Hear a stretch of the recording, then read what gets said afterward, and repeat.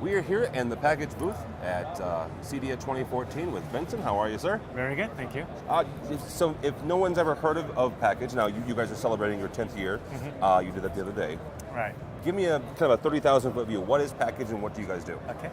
Pakedge is a networking company. We specialize in AV applications. What's different from AV applications from data networks is that AV networks tend to be bandwidth intensive, low latency. Yep. They tend to stream to multiple mobile users simultaneously, so there's a high overload on the network. Current data networks just aren't set up for that type of traffic. And Pakedge fits a gap in the marketplace for these types of streaming applications. Most residential applications or networks just aren't cut out to support this type of traffic, and that's what Pakedge is all about.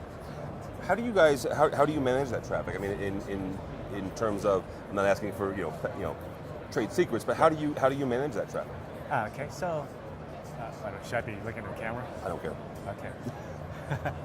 So essentially, it goes through the router, it goes through the switches.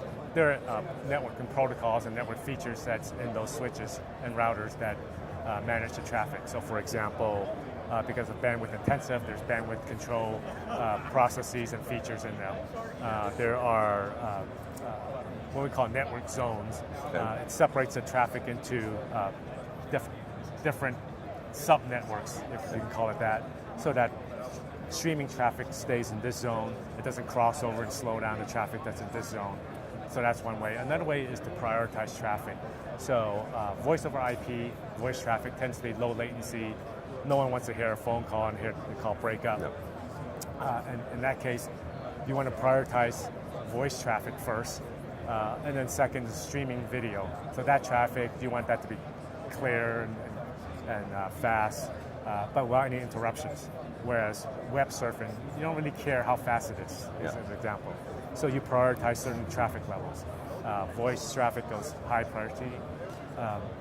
Streaming video traffic should be a level below that. Maybe your home security, home automation systems a notch below that. Your print jobs, your internet surfing is fifth priority, and then your guest networks should be like fifth or sixth priority, so lowest priority. So that's how it's managed through the systems that we have.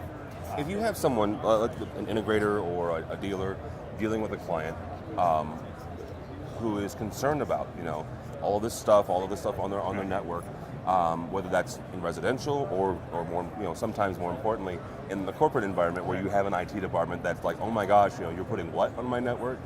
What would you say to them? How would you alleviate some of their fears? Well, I think first of all, the networks in general are much more reliable these days. I think second is, and even in the audio-video industry, I think that simplicity is very important.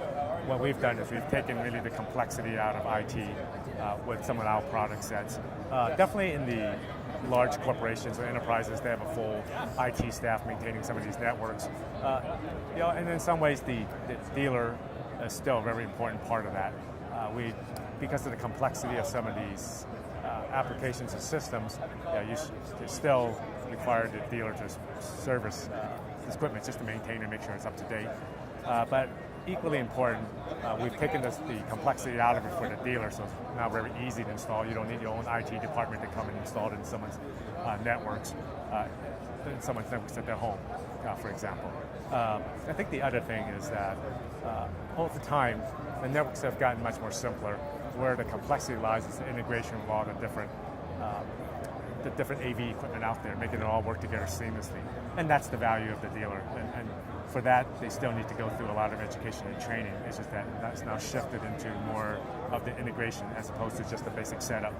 So from a setup perspective, I think we and others in the industry are moving towards simplification of